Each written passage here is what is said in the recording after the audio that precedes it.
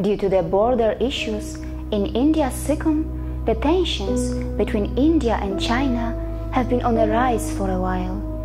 India and China have peacefully coexisted for thousands of years, but in the recent times, most of China's neighbors have been at the receiving end of China's aggressive expansionist strategies, and India is not an exception. And that is why so many people are wondering if China and India can continue to coexist. And the answer to that is not as easy as it should be.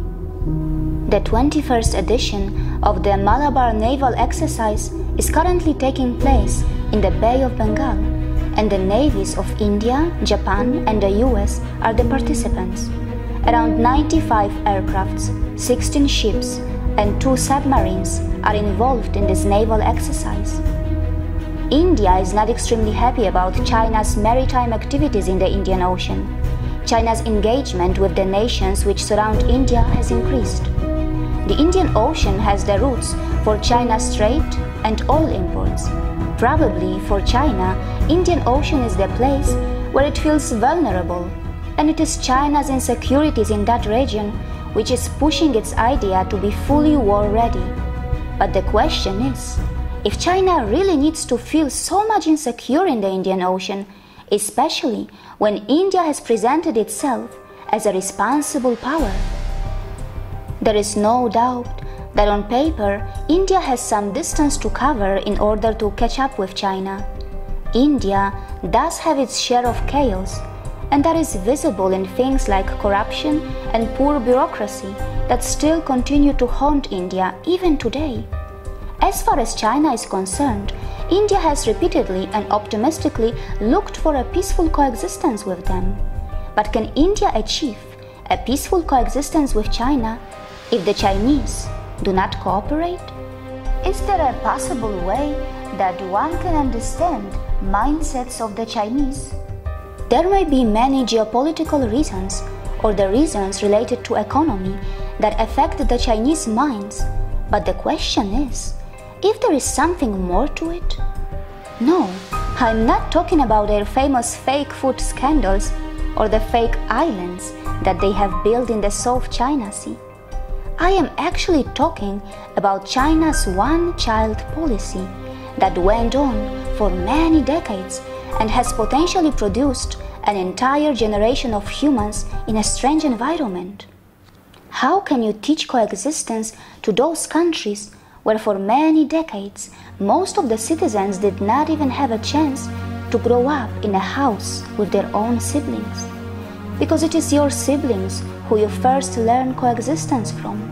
It is your siblings with whom you learn how to share, how to care, how to have a mutual respect, and most importantly, how to live together peacefully. Many of these siblings-less citizens are now in the Chinese mainstream, taking control of their media, their government institutions, and many think tanks. The children of yesterday's China, who may have had an incomplete childhood, are the possible policymakers of today's China. Yes, unfortunately, these very same Chinese children who did not get to learn coexistence in their own childhood are now attempting to experience coexistence with other countries in their adulthood. Can we fine-tune the senses of those who are in power? And can we empower those who have their senses fine-tuned? Can we expect mutual respect from those who believe in expansionism? And can we expect brotherhood from a country in which many people do not even have brothers? But there is a good news for Japan, Vietnam, Philippines, India, and also for many other neighbors of China. The one-child policy of China is said to have ended recently. It is a welcome sign. Probably the future generation of China will be more likely to know what it means to grow up together with their own brothers, and will have a chance to learn the art of coexistence from the very beginning. And it is important because brotherhood is not a technology that you can purchase. Brotherhood isn't something that can be reverse engineered. Brotherhood cannot be given in sports supplements. Brotherhood cannot be transplanted as organs, but brotherhood is something that one develops gradually during one's upbringing, and it is deeply ingrained in one's mindsets and emotions. But if China is not so keen on brotherhood, India, with its big market, can definitely give China what may be more tempting to them, and that is money. This money can come in form of trade and many future multi-billion-dollar possibilities and partnerships. And yes, it makes no sense for you to go to war with a country which you can grow together with. There is no doubt that even with all its local issues, India has been rising. European markets are reaching a saturation, and now the next hopes of the world are on India, which is still a largely untapped market of more than 1 billion.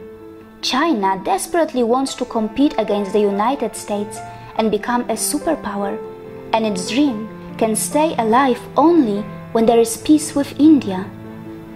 And without losing its own identity, India too can learn from the whole world with cautious and well-calculated moves, and not by blindly following anyone. India is not perfect either. It needs improvements too, and the world can be a far better place right away if there is peace between India and China, as these two countries represent more than 1/3 of the entire humanity. China has a great history. China is a country of many sharp contrasts.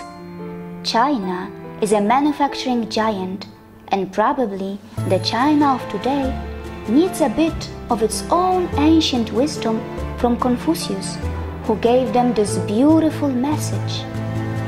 To put the world right in order, we must first put the nation in order. To put the nation in order, we must first put the family in order. To put the family in order, we must first cultivate our personal life. We must first set our hearts right. Will the Chinese set their hearts right? See you again.